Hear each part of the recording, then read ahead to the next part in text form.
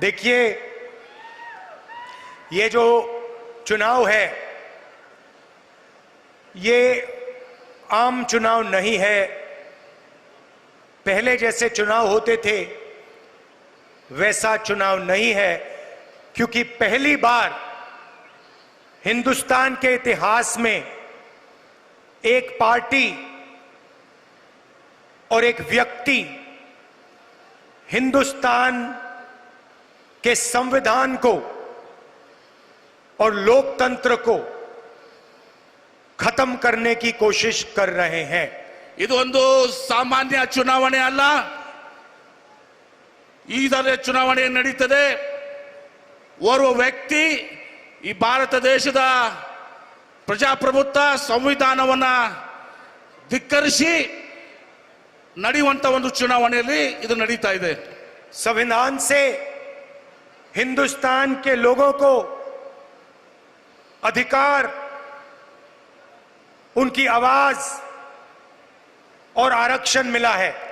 ಸಂವಿಧಾನದಿಂದ ಭಾರತ ದೇಶದ ಜನರಿಗೆ ಅವರ ಹಕ್ಕುಗಳು ಮತ್ತು ಸ್ವಾತಂತ್ರ್ಯ ಸಿಕ್ಕಿದೆ। संविधान से पहले राजा महाराजा हिंदुस्तान पर राज करते थे। ಸಂವಿಧಾನದಲ್ಲಿ ಮೊದಲು ರಾಜ ಮಹಾರಾಜರು ಈ ಭಾರತ ದೇಶದಲ್ಲಿ ಹಿಂದೂಸ್ತಾನದಲ್ಲಿ ಆಡಳಿತ ಮಾಡ್ತಾ ಇದ್ರು। अगर आज हिंदुस्तान के गरीब लोगों के पास, पिछड़ों के पास, दलितों के पास, आदिवासियों के पास अधिकार हैं, आवाज है, तो संविधान ने ये आवाज और ये अधिकार दिए हैं। ಇವತ್ತು ಬಡ ಜನರ, ಹಿಂದುಳಿದವರ, ದಲಿತರ, ಅಲ್ಪಸಂಖ್ಯಾತರ, ಸಾಮಾನ್ಯ ಜನರ ಇವತ್ತು ಸಹ ಧ್ವನಿಯಾಗಿ ಇವತ್ತೇನಾದ್ರೂ ಇದ್ರೆ, ಅಧಿಕಾರ ಇದ್ರೆ ಅದು ಸಂವಿಧಾನದ ವತಿಯಿಂದ ಇದೆ। तो एक तरफ नरेंद्र मोदी संविधान को खत्म करने की कोशिश कर रहे हैं। उनके एमपीज ने साफ कह दिया है कि अगर वो चुनाव जीतेंगे तो संविधान को बदल देंगे और रद्द कर देंगे। ಇವತ್ತು ನರೇಂದ್ರ ಮೋದಿ ಅವರು, ಬಿಜೆಪಿ ಅವರು ಈ ಸಂವಿಧಾನವನ್ನ ನಾಶ ಮಾಡ್ಲಿಕ್ಕೆ ಹೊಂಟಿದ್ದಾರೆ।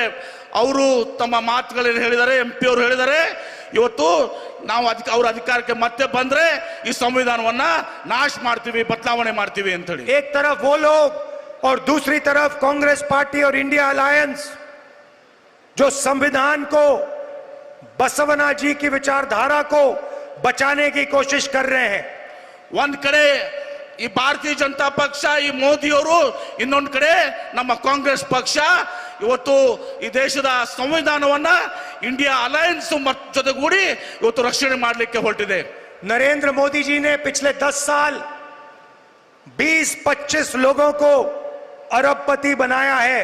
हिंदुस्तान का पूरा धन उन्होंने उन व्यक्तियों को दिया। ನರೇಂದ್ರ ಮೋದಿ ಅವರು ಕಳೆದ 10 ವರ್ಷಗಳಲ್ಲಿ 20-25 ದೊಡ್ಡ ಶ್ರೀಮಂತರನ್ನ ಹುಟ್ಟಾಕಿದ್ದಾರೆ। ಭಾರತ ದೇಶದ ಸಂಪತ್ತಿ ಈ 20-25 ಜನರ ಕೈಯಲ್ಲಿದೆ। पूरा का पूरा फायदा नरेंद्र मोदी जी ने अदानी जैसे लोगों को दिया है। हिंदुस्तान के एयरपोर्ट, हिंदुस्तान के पोर्ट, हिंदुस्तान का इंफ्रास्ट्रक्चर, डिफेंस की इंडस्ट्री, सोलर पावर की इंडस्ट्री, विंड पावर की इंडस्ट्री, पूरा का पूरा नरेंद्र मोदी जी ने अदानी और अदानी जैसे लोगों को पकड़ा दिया है। ಇವತ್ತು ಅದಾನಿ ಅವರಿಗೆ ಈ ಭಾರತ ದೇಶದ ಎಲ್ಲ ಸಂಪತ್ತನ್ನು, ನಮ್ಮಲ್ಲಿರುವಂತಹ ದೊಡ್ಡ ದೊಡ್ಡ ಕಂಪನಿಗಳನ್ನ, ಇವತ್ತು ಅದು ಸೋಲಾರ್ ಎನರ್ಜಿ ಇರಬಹುದು, ಇವತ್ತು ನಮ್ಮ ವಿಮಾನ ನಿಲ್ದಾಣಗಳಿರ್ಬಹುದು, ಇವತ್ತು ಪೋರ್ಟ್ಗಳಿರ್ಬಹುದು, ಇವೆಲ್ಲವನ್ನು ಕೂಡ ಅದಾನಿ ಅವರಿಗೆ ಕೊಟ್ಟಿದ್ದಾರೆ। और गरीबों को कुछ नहीं मिला, ಬಡವರಿಗೆ ಏನೂ ಕೂಡ ಸಿಕ್ಕಿಲ್ಲ। कर्नाटक में हम 5 गारंटी देते हैं और आप जानते हो कि कर्नाटक में गरीबों को कितना फायदा हुआ है। ಕರ್ನಾಟಕ ರಾಜ್ಯದಲ್ಲಿ ನಾವು 5 ಗ್ಯಾರಂಟಿಗಳನ್ನ ಏನು ಕೊಟ್ಟಿದ್ದೀವಿ, ಅದರಿಂದ ಬಡವರಿಗೆ ಎಷ್ಟು ಅನುಕೂಲ ಆಗಿದೆ ಅಂತ ನಾವು ಹೇಳಬೇಕು। ये देखो, ये जो आपने अभी ताली बजाई, ये प्रेस वाले कभी नहीं दिखाएंगे, क्योंकि ये प्रेस वाले गरीबों के नहीं हैं। ಇವತ್ತು ಜನ ಏನನ್ನು ಹರ್ಷೋದ್ಗಾರ ಮಾಡಿದ್ರಿ, ಚಪ್ಪಾಳೆ ಹೊಡೆದ್ರಿ, ಇದು ನಮ್ಮ ಕಾಂಗ್ರೆಸ್ ಪಕ್ಷಕ್ಕೆ, ನಮ್ಮ ನೀತಿಗೆ ಗ್ಯಾರಂಟಿ ಪರವಾಗಿದ್ದೀರಿ। ಇದನ್ನ ಪ್ರೆಸ್ನವರು ಕೂಡ ಅರ್ಥ ಮಾಡ್ಕೋಬೇಕು. ಈ ಪ್ರೆಸ್ನವರು ಇವತ್ತಿನ್ನೂ ಕೂಡ ಇವತ್ತು ನಮ್ಮ ಜೊತೆಗಿಲ್ಲ. ಇವರು गृह लक्ष्मी, गृह ज्योति, अन्नभाग्य, युवा निधि, शक्ति, ये 5 गारंटी हमने आपको दी, कर्नाटक के गरीब लोगों को दी. ಗೃಹ ಜ್ಯೋತಿ, ಗೃಹ ಲಕ್ಷ್ಮಿ, ಅನ್ನಭಾಗ್ಯ, ಶಕ್ತಿ ಮತ್ತು ಯುವ ನಿಧಿ, ಈ 5 ಗ್ಯಾರಂಟಿಗಳನ್ನ ಯೋಜನೆಗಳನ್ನ ಕರ್ನಾಟಕ ರಾಜ್ಯದ ಜನತೆಗೆ ನಾವು ಕಾಂಗ್ರೆಸ್ ಸರ್ಕಾರ ಕೊಟ್ಟಿದ್ದೀವಿ. तो आप देखिए, वो अरबपति बनाते हैं, 25 अरबपति बनाए उन्होंने. ಅವರು ಕೋಟ್ಯಾಧೀಶರನ್ನ ಮಾಡ್ತಾರೆ, ಸೃಷ್ಟಿ ಮಾಡ್ತಾರೆ. 25 ಕೋಟ್ಯಾಧೀಶರನ್ನ ಅವರು ಹುಟ್ಟಾಕಿದ್ದಾರೆ. मैं आपको इस स्टेज से बता रहा हूं कि हमारी सरकार करोड़ों लाखपति बनाने जा रही है. ನಾನು ಈ ಒಂದು ಸಭೆಯನ್ನ ಇವತ್ತೊಂದು ಸಹ ಹೇಳ್ತೇನೆ, ನಮ್ಮ ಸರ್ಕಾರ, ನಮ್ಮ ಪಕ್ಷ ಇವತ್ತೊಂದು ಸಹ ಈ ಕರೋಡಿಪತಿಗಳನ್ನ ಹುಟ್ಟಾಕುವಂತದ್ದಲ್ಲ, ಆ ಕೆಲಸವನ್ನು ಮಾಡ್ತಾ ಇಲ್ಲ. जितना पैसा नरेंद्र मोदी जी ने अरबपतियों को दिया, उतना पैसा हम किसानों को, युवाओं को, गरीबों को, मजदूरों को देने जा रहे हैं. ಎಷ್ಟು ಕೋಟ್ಯಾಂತರ ಹಣ ಇವತ್ತು ಸಹ ನರೇಂದ್ರ ಮೋದಿ ಅವರು ಈ ಕೋಟ್ಯಾಧೀಶರಿಗೆ, ದೊಡ್ಡ ದೊಡ್ಡ ಉದ್ಯಮಿಗಳು ಕೊಟ್ಟಿದ್ದಾರೆ. ಅದನ್ನ ನಾವು ರೈತರಿಗೆ, ಬಡವರಿಗೆ, ಕೂಲಿ ಕಾರ್ಮಿಕರಿಗೆ, ಹಿಂದುಳಿದವರಿಗೆ ನಾವು ಕೊಡ್ಲಿಕ್ಕೆ ಬಯಸಿದ್ದೀವಿ. गृह लक्ष्मी स्कीम के बारे में प्रधानमंत्री ने कहा था कि अगर इसको कर्नाटक में लागू कर दिया जाए तो कर्नाटका बैंकरप्ट हो जाएगा. ಗೃಹಲಕ್ಷ್ಮಿ ಯೋಜನೆಯನ್ನ ನಾವು ಪ್ರಾರಂಭ ಮಾಡಿದಾಗ ನರೇಂದ್ರ ಮೋದಿ ಅವರು ಹೇಳಿದ್ರು, ಈ ಗೃಹಲಕ್ಷ್ಮಿ ಯೋಜನೆಯಿಂದ ಕರ್ನಾಟಕ ರಾಜ್ಯ ದಿವಾಳಿ ಆಗ್ತದೆ ಅಂತೇಳಿ. कोई बैंकरप्ट नहीं हुआ. ಯಾವುದು ಕೂಡ ಕರ್ನಾಟಕ ರಾಜ್ಯ ದಿವಾಳಿ ಆಗಿಲ್ಲ. अब नरेंद्र मोदी जी, आप सुनिए, ನರೇಂದ್ರ ಮೋದಿ ಅವರ ನೀವು ತಿಳ್ಕೊಳ್ಳಿ, ಕೇಳ್ಕೊಳ್ಳಿ. आज कर्नाटक की महिलाओं को 2000 रुपए प्रति महीना 24,000 रुपए मिलता है. ಇವತ್ತು ನರೇಂದ್ರ ಮೋದಿ ಅವರು ನೀವು ತಿಳ್ಕೊಳ್ಳಿ, ಕರ್ನಾಟಕ ರಾಜ್ಯದ ಮಹಿಳೆಯರಿಗೆ ಪ್ರತಿ ತಿಂಗಳು 2,000ದಂತೆ ವರ್ಷಕ್ಕೆ 24,000 ರೂಪಾಯಿ ಸಿಗ್ತದೆ. 1 करोड़ महिलाओं को कर्नाटक में 24,000 रुपए साल का मिलता है. 1 ಕೋಟಿ ಮಹಿಳೆಯರಿಗೆ ಕರ್ನಾಟಕ ರಾಜ್ಯದಲ್ಲಿ ವರ್ಷಕ್ಕೆ 24,000 ರೂಪಾಯಿ ಸಿಗ್ತದೆ. महिलाओं को हम क्यों देते हैं? क्योंकि महिलाएं देश के भविष्य की रक्षा करती हैं. ನಾವು ಮಹಿಳೆಯರಿಗೆ ಯಾಕೆ ಈ ಹಣವನ್ನ ಕೊಡ್ತಾ ಇದೀವಿ? ಯಾಕಂದ್ರೆ ಮಹಿಳೆಯರು ಈ ದೇಶದ ರಕ್ಷಣೆಯನ್ನು ಮಾಡ್ತಾ ಇದ್ದಾರೆ, ಕುಟುಂಬದ ರಕ್ಷಣೆಯನ್ನು ಮಾಡ್ತಾ ಇದ್ದಾರೆ. और 21वीं सदी में शायद पुरुषों को अच्छा ना लगे, अगर पुरुष 8 घंटा काम करते हैं तो महिलाएं 16 घंटा काम करती हैं. ಇದು ಗಂಡಸರಿಗೆ ಸ್ವಲ್ಪ, ಪುರುಷರಿಗೆ ಸ್ವಲ್ಪ ಇದು ಅನ್ಸ್ಬಹುದು. ಗಂಡಸರು 8 ತಾಸು ಕೆಲಸ ಮಾಡಿದ್ರೆ ಮಹಿಳೆಯರು 16 ಗಂಟೆ ಕೆಲಸ ಮಾಡ್ತಾರೆ. बाहर जाके महिला और पुरुष मजदूरी करते हैं और फिर घर में 8 घंटे महिला बच्चों की देखभाल करती है, भोजन पकाती है. 8 ಗಂಟೆಗಳ ಕಾಲ 8 ತಾಸು ಹೊರಗೆ ಹೋಗಿ ಅವರು ಕೆಲಸ ಮಾಡ್ತಾರೆ. ಮನೆಗೆ ಬಂದು ಮತ್ತು 8 ತಾಸು ಮಕ್ಕಳನ್ನ ಸಾಕುವ ಜೊತೆಗೆ ಇವತ್ತು ಅಡಿಗೆ ಮಾಡುವಂತ ಕೆಲಸ ಮಾಡ್ತಾರೆ, ಮನೆ ಕೆಲಸ ಮಾಡ್ತಾರೆ. इसलिए कर्नाटक में हमने 24,000 रुपए गरीब महिलाओं के बैंक अकाउंट में साल के डाले. ಇದರ ಸಲುವಾಗಿನೇ ನಾವು ಮಹಿಳೆಯರಿಗೆ ಪ್ರತಿ ತಿಂಗಳು ಇವತ್ತೊಂದು ದಿವಸ 2,000ದಂಗೆ ವರ್ಷಕ್ಕೆ 24,000 ಮಹಿಳೆಯರ ಅಕೌಂಟ್ಗೆ ನೇರವಾಗಿ ಹಣವನ್ನ ಜಮಾ ಮಾಡ್ತಾ ಇದ್ದೀವಿ. अब आप ताली बजाने के लिए तैयार हो जाओ.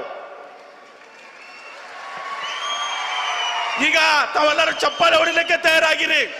क्योंकि जो मैं अब आपको बोलने जा रहा हूं उससे जबरदस्त ताली बजने जा रही है. ಈಗ ನಾನು ಏನು ಹೇಳಕ್ ಹೊಂಟಿದ್ದೀನಿ, ಇದರಿಂದ ಬಹಳ ದೊಡ್ಡ ಚಪ್ಪಾಳೆಯನ್ನ ಇವತ್ತು ನೀವು ಹೊಡೆಯುವಂತದ್ದಾಗ್ತದೆ. चुनाव के बाद जैसे ही इंडिया अलायंस की सरकार बनेगी, ಚುನಾವಣೆ ನಂತರ ಇಂಡಿಯಾ ಅಲೈನ್ಸ್ ಏನು ಅಧಿಕಾರಕ್ಕೆ ಬರ್ತದೆ, ಸರ್ಕಾರ ರಚನೆ ಮಾಡ್ತದೆ, हिंदुस्तान के सारे गरीब परिवारों की लिस्ट बनेगी.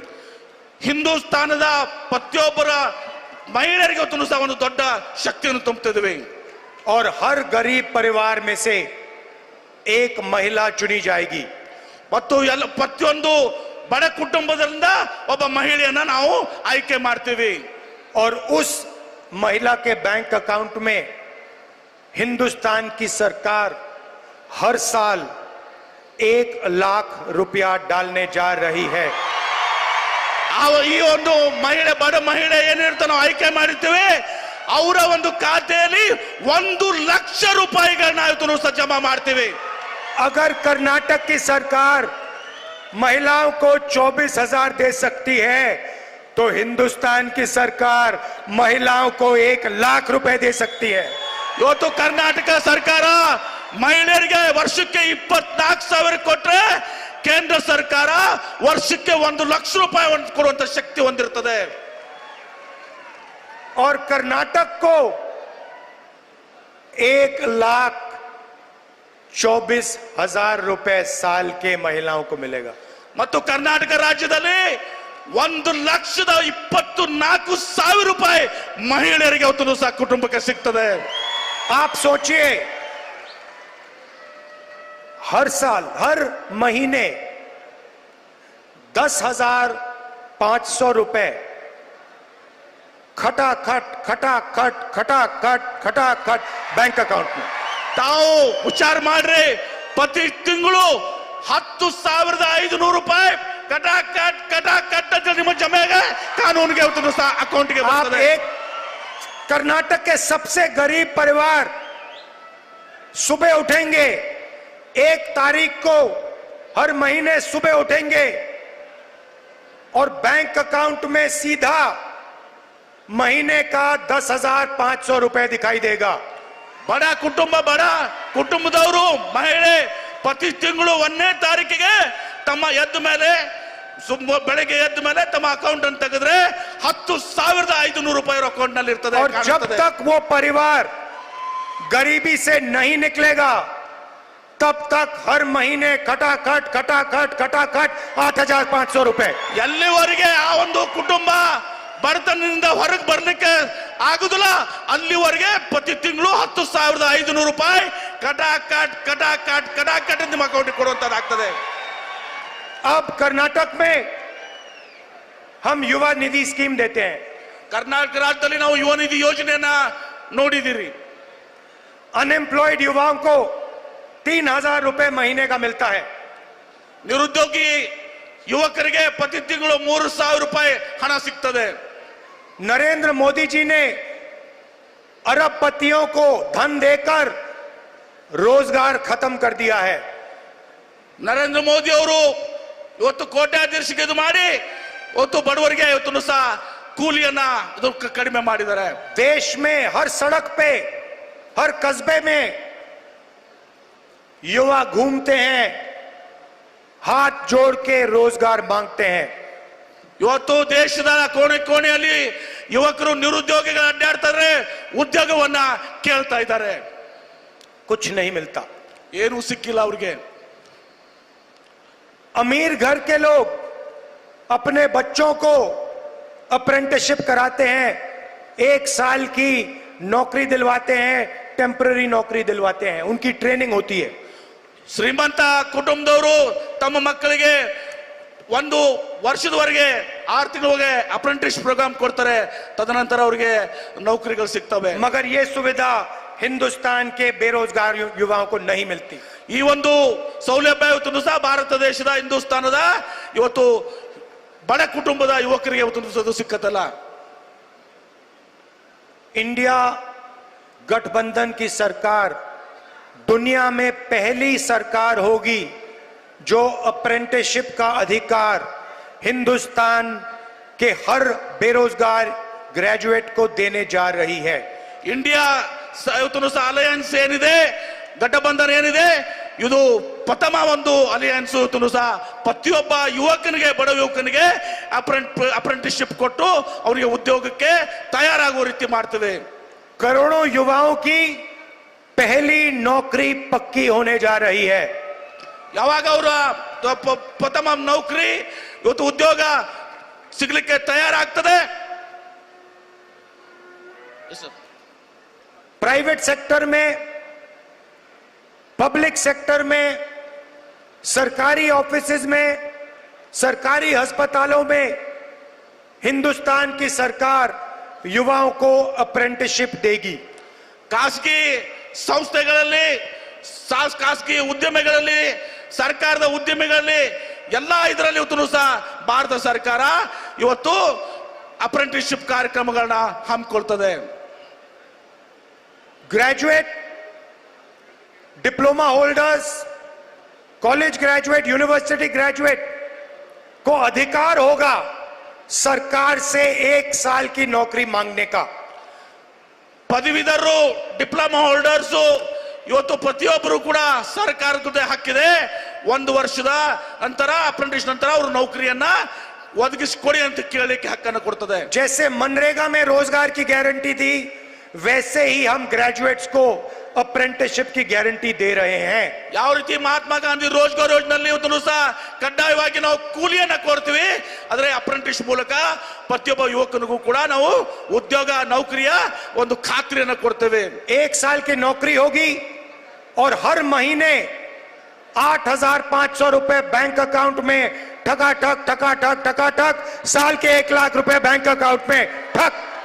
1 ವರ್ಷದ ನೌಕರಿ ಇರುತ್ತದೆ, ಪ್ರತಿ ತಿಂಗಳು ಇವತ್ತು ಸಹ 8,500 ರೂಪಾಯಿ ಆ ಯುವಕರ ಅಕೌಂಟಿಗೆ ನೇರವಾಗಿ ಟಕಾಟಕ್ ಟಕಾಟಕ್ ಟಕಾಟಕ್ ಅಂತ ಜಮಾ ಮಾಡ್ತದೆ। और हिंदुस्तान को करोड़ों युवाओं की एक ट्रेंड वर्कफोर्स मिलेगी। ಭಾರತ ದೇಶಕ್ಕೆ ಕೋಟ್ಯಾಂತರ ಯುವಕರ ಒಂದು ಶಕ್ತಿ ಇವತ್ತು ಸಹ ಏನು ಇವತ್ತು ಪರಿಣಿತಿ ಹೊಂದಿದಂತ ಒಂದು ಫೋರ್ಸ್ ಇವತ್ತು ಸಹ ಸಮೂಹ ಸಿಗ್ತದೆ। नरेंद्र मोदी जी ने आज तक किसानों का कर्जा माफ नहीं किया। ನರೇಂದ್ರ ಮೋದಿ ಅವರು ಇಲ್ಲಿವರೆಗೆ ರೈತರ ಸಾಲವನ್ನ ಮನ್ನಾ ಮಾಡಿಲ್ಲ और किसानों को कानूनी एमएसपी नहीं देते हैं। ಮತ್ತು ರೈತರಿಗೆ ಇವತ್ತು ಸಹ ತಾವು ಬೆಳೆದಂತ ಬೆಳೆಗಳಿಗೆ ಇವತ್ತು ಎಂಎಸ್ಪಿ ದರವನ್ನ ಇವತ್ತು ಸಹ ಕೊಡ್ತಾ ಇಲ್ಲ। हमारी सरकार आते ही किसानों का कर्जा माफ करने जा रही है। ನಮ್ಮ ಸರ್ಕಾರ ಬಂದ ಕೂಡಲೇ ರೈತರ ಸಾಲವನ್ನ ಮನ್ನಾ ಮಾಡ್ತೀವಿ और लीगली गारंटीड एमएसपी हिंदुस्तान के किसानों को दी जाएगी। ರೈತರಿಗೆ ಎಂಎಸ್ಪಿ ದರ ಅವರು ಬೆಳೆದಂತ ಬೆಳೆಗಳಿಗೆ ಯೋಗ್ಯವಾದ ದರ ಸಿಗಲಿಕ್ಕೆ ನಾವು ಕ್ರಮವನ್ನ ಕೈಗೊಳ್ತೀವಿ।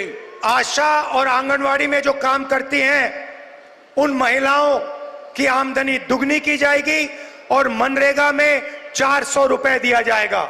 ಆಶಾ ಮತ್ತು ಅಂಗನವಾಡಿ ಕಾರ್ಯಕರ್ತರಿಗೆ ಅವ್ರು ಏನ್ ಪಡ್ಕೋತ ಸಂಭಾವನೆಯನ್ನ ಪಗಾರನ್ನ 2 ಪಟ್ಟು ಮಾಡ್ತೀವಿ ಮತ್ತು ಇವತ್ತು ದಿವಸ ಮಹಾತ್ಮ ಗಾಂಧಿ ರೋಜ್ಗಾರ್ ಯೋಜನೆಯಲ್ಲಿ ಏನು ತಾವು ಹಣ ಕೂಲಿ ಏನ್ ಪಡ್ಕೋತ 2 ಪಟ್ಟು 400 ರೂಪಾಯಿ ಇವತ್ತು ದಿವಸ ಮಾಡ್ತೀವಿ। नरेंद्र मोदी जी ने हिंदुस्तान के युवाओं से आर्मी की जो जॉब होती थी वो छीनी।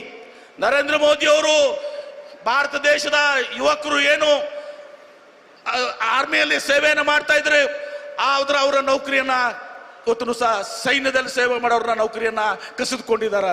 वो अग्निवीर योजना लाए। ಅವರು ಒಂದು ಯೋಜನೆಯನ್ನ ತಂದ್ರು। अग्निवीर योजना हिंदुस्तान की आर्मी और हिंदुस्तान के जवान पर अपमान है। ಇವತ್ತು ಅದು ಯೋಜನೆ ತಂದಿದ್ದಾರೆ, ಅದು ಭಾರತ ದೇಶದ ಯುವಕರಿಗೆ ಒಂದು ದೊಡ್ಡ ಹೊಡೆತ ಇದೆ। अग्निवीर योजना को हम रद्द करने जा रहे हैं, खत्म करने जा रहे हैं। ಆ ಒಂದು ತಾತ್ಕಾಲಿಕ ಯೋಜನೆ ತಂದಿದ್ದಾರೆ, ಅದನ್ನ ನಾವು ಅಭಿವೃದ್ಧಿ ಯೋಜನೆ ಅದನ್ನ ನಾವು ರದ್ದು ಮಾಡಲಿಕ್ಕೆ ಹೊರಟಿದ್ದೀವಿ। 2 तरीके के शहीद नहीं होंगे, एक तरीके का शहीद होगा, सबको पेंशन मिलेगी, सबको कैंटीन मिलेगी और सबको शहीद का दर्जा मिलेगा। ಎಲ್ಲ ಒಂದೇ ರೀತಿಯ ಒಂದು ಯೋಧರು ಇರ್ತಾರೆ, ಆರ್ಮಿ ಇರ್ತದೆ, ಅವ್ರು ಎಲ್ಲಾ ರೀತಿಯ ಅವ್ರಿಗೆ ಸಮಾನವಾದಂತಹ ಪಗಾರ ಸಿಗ್ತದೆ ಮತ್ತು ಸೌಲಭ್ಯಗಳು ಕೂಡ ಇವತ್ತು ದಿವಸ ಸಿಗ್ತದೆ। नरेंद्र मोदी जी ने हिंदुस्तान पर गलत जीएसटी लागू की है। ನರೇಂದ್ರ ಮೋದಿ ಅವರು ಭಾರತ ದೇಶದ ಮೇಲೆ ತಪ್ಪಾದಂತ ಒಂದು ಜಿಎಸ್ಟಿ ವ್ಯವಸ್ಥೆಯನ್ನ ಜಾರಿಗೊಳಿಸಿದ್ದಾರೆ। 5 अलग अलग टैक्स, ज्यादा टैक्स, किसानों पर टैक्स, 5 ಬೇರೆ ಬೇರೆ ಟ್ಯಾಕ್ಸ್ ಅನ್ನ ಇವತ್ತೊಂದು ಸಹ ಹಾಕಿದ್ದಾರೆ। ರೈತರ ಮೇಲೆ ಅವತ್ತು ಜಿಎಸ್ಟಿ, ಮಹಿಳೆಯರ ಮೇಲೆ ಜಿಎಸ್ಟಿ, ಇನ್ನೂತ್ರ ಎಲ್ಲ ಇದ್ರ ಮೇಲೆ ಅವತ್ತು ಸಹ ಜಿಎಸ್ಟಿ ಅನ್ನು ಸಹ ಹಾಕಿದ್ದಾರೆ। और आप कर्नाटक के लोग जानते हैं कि जीएसटी, गलत जीएसटी के कारण आप 100 रुपए देते हो और आपको 13 रुपए वापस मिलते हैं। ಈ ಒಂದು ತಪ್ಪಾದಂತ GST ಇಂದ ನೀವು 100 ರೂಪಾಯಿ ಏನು ಕೊಡ್ತೀರಿ, ಅದರಿಂದ ವಾಪಸ್ ನಿಮಗೆ ಕೇವಲ 13 ರೂಪಾಯಿ ವಾಪಸ್ ಬರ್ತದೆ। कर्नाटक के साथ प्रधानमंत्री अन्याय कर रहे हैं। ಕರ್ನಾಟಕ ರಾಜ್ಯದ ಜನರ ಜೊತೆಗೆ ಪ್ರಧಾನಮಂತ್ರಿ ನರೇಂದ್ರ ಮೋದಿ ಅವರು ಅನ್ಯಾಯವನ್ನ ಮಾಡ್ತಾ ಇದ್ದಾರೆ। हम GST को बदलेंगे और ये जो अन्याय हो रहा है आपके खिलाफ, इसे हम ठीक करेंगे। ನಾವು GST ಅನ್ನ ಬದಲಾವಣೆ ಮಾಡ್ತೀವಿ, ನಿಮ್ ಜೊತೆ ಏನು ಅನ್ಯಾಯ ಆಗ್ತದೆ ಆ ಅನ್ಯಾಯವನ್ನ ನಾವು ಸರಿಪಡಿಸ್ತೀವಿ। अब आखिरी बात, आप प्रधानमंत्री के भाषण देखते हो, घबराए हुए हैं। ನೀವೇನು ಪ್ರಧಾನಮಂತ್ರಿಗಳ ಮಾತನ್ನು ಕೇಳ್ತಾ ಇದ್ದೀರಿ, ಪ್ರಧಾನಮಂತ್ರಿಗಳು ಇವತ್ತು ಗಾಬರಿಗೊಂಡಿದ್ದಾರ। शायद कुछ ही दिनों में स्टेज पे आंसू निकल आए। ಸ್ವಲ್ಪ ದಿನಗಳ ಮೇಲೆ ಅವ್ರು ಏನು ಸ್ಟೇಜ್ ಮೇಲೆ ಬರ್ತಾರೆ, ವೇದಿಕೆ ಮೇಲೆ ಬರ್ತಾರೆ, ಬಹುಶಃ ಅವರಿಗೆ ಕಣ್ಣಲ್ಲಿ ನೀರುಗಳು ಬರ್ತವೆ। 24 घंटा आपका ध्यान इधर उधर करते रहते हैं। 24 ಗಂಟೆಗಳ ಕಾಲ ಇವತ್ತು ಸಹ ನಮ್ಮ ಧ್ಯಾನ ಮಾಡುವಂತ ಕೆಲಸ ಆಗ್ತದೆ ಅವ್ರಿಗೆ। कभी पाकिस्तान की बात होगी, कभी चाइना की बात होगी, कभी थाली बजवाएंगे, कभी मोबाइल फोन की लाइट जलवाएंगे। ಕೆಲವೊಮ್ಮೆ ಪಾಕಿಸ್ತಾನಗಳ ಮಾತಾಡ್ತಾರೆ, ಕೆಲವೊಮ್ಮೆ ಚೈನಾ ಮಾತಾಡ್ತಾರೆ, ಕೆಲವೊಂದು ವಿವಿಧ ವಿಚಾರಗಳು ಮಾತನಾಡ್ತಾರೆ ಅವರು। हिंदुस्तान में 3-4 बड़े मुद्दे हैं। ಭಾರತ ದೇಶದಲ್ಲಿ 3-4 ದೊಡ್ಡ ದೊಡ್ಡ ಸವಾಲುಗಳು ಸಂಬಂಧ ಇದಾವೆ।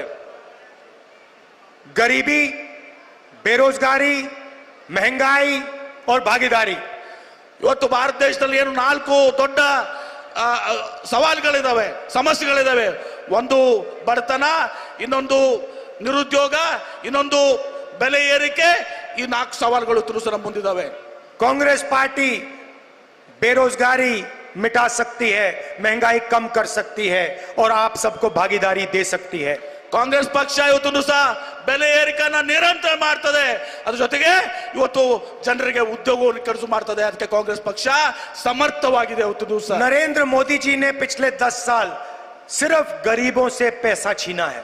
ನರೇಂದ್ರ ಮೋದಿ ಅವರು ಕಳೆದ 10 ವರ್ಷ ಕೇವಲ ಬಡವರಿಂದ ಹಣವನ್ನು ವಸೂಲಿ ಮಾಡಿದ್ದಾರೆ, ಕಸ್ಕೊಂಡಿದ್ದಾರೆ। अरबपति बना दिए। ಕೋಟ್ಯಾಧೀಶರನ್ನ ಸೃಷ್ಟಿ ಮಾಡಿದ್ದಾರೆ। 22 लोग हैं जिनके पास उतना ही धन है जितना 70 करोड़ हिंदुस्तानियों के पास है। 22 ಅರಬಪತಿಗಳು, ಕೋಟ್ಯಾಧೀಶರು, ಉದ್ಯಮಿಗಳ ಹತ್ರ ಏನ್ ಹಣ ಇದೆ, ಅದು ಇನ್ನುಳಿದ ಭಾರತ ದೇಶದ ಇವತ್ತು 80% ಜನರ ಹತ್ರ ಇದೆ। हिंदुस्तान के 1% लोग 40% धन को कंट्रोल करे बैठे हुए हैं। ಭಾರತ ದೇಶದ ಕೇವಲ 1% ಜನ, 1% ಜನ ಇವತ್ತು 40% ಇವತ್ತು ಇದನ್ನ ನಮ್ಮ ಸಂಪತ್ತನ್ನು ಇವತ್ತು ನಿಯಂತ್ರಣ ಮಾಡ್ತಾ ಇದ್ದಾರೆ। और पिछड़ों, दलितों, आदिवासियों, गरीब जनरल कास्ट, माइनॉरिटी के लिए कहीं जगह नहीं है। ಮತ್ತು ಇದರಲ್ಲಿ ಹಿಂದುಳಿದವರಿಗೆ, ಅಲ್ಪಸಂಖ್ಯಾತರಿಗೆ, ದಲಿತರಿಗೆ, ಆದಿವಾಸಿಗಳಿಗೆ ಸ್ವಲ್ಪನೂ ಕೂಡ ಇದರಲ್ಲಿ ಸ್ಥಾನ ಇಲ್ಲ ಇವತ್ತು ಸಹ। सीधी सी बात है, मैं आपको सीधा एक लाइन में कह देता हूं। ಒಂದೇ ಒಂದು ಮಾತನ್ನ ನಾನು ನೇರವಾಗಿ ಇವತ್ತು ಸಹ ಒಂದೇ ಒಂದು ಸೆಂಟೆನ್ಸ್ ನಲ್ಲಿ ಇವತ್ತು ಸಹ ಒಂದೇ ಒಂದು ವಾಕ್ಯದಲ್ಲಿ ಇವತ್ತು ಸಹ ಹೇಳ್ತೇನೆ। जितना पैसा नरेंद्र मोदी जी ने उन अरबपतियों को दिया, उतना पैसा हम हिंदुस्तान के गरीब लोगों को देने जा रहे हैं। खत्म। ಒಂದೇ ಒಂದು ವಾಕ್ಯದಲ್ಲಿ ಹೇಳ್ಬೇಕಂದ್ರೆ, ನರೇಂದ್ರ ಮೋದಿ ಅವರು ಏನೋ ಅವರು ದೊಡ್ಡ ದೊಡ್ಡ ಉದ್ಯಮಿಗಳಿಗೆ ಏನು ಕೊಟ್ಟಿದ್ದಾರೆ 24 ಜನರಿಗೆ, ಅದೇ ಹಣ ಇವತ್ತು ಸಹ ಭಾರತ ದೇಶದ ಪ್ರತಿಯೊಬ್ಬರಿಗೆ ಇವತ್ತು ಸಹ ನಾವು ಕೊಡುವಂತ ಕೆಲಸ ಮಾಡ್ತೇವೆ। मैं आप सबका दिल से धन्यवाद करता हूं। ನಾನು ಒಬ್ಬನ ಹೃದಯದ ಅಂತರದಿಂದ ತಮಗೆ ಧನ್ಯವಾದಗಳನ್ನ ಸಲ್ಲಿಸಲಿಕ್ಕೆ ಬಯಸ್ತೇನೆ। और खास तौर से हमारे जो कांग्रेस पार्टी के कार्यकर्ता हैं, ವಿಶೇಷವಾಗಿ ನಮ್ಮ ಕಾಂಗ್ರೆಸ್ ಪಕ್ಷದ ಕಾರ್ಯಕರ್ತರೇನಿದ್ದೀರಿ, जो बब्बर शेर हैं, जो बब्बर शेर हैं, ನೀವೇನು ಹುಲಿ ಸಿಂಹಗಳಿದ್ದೀರಿ,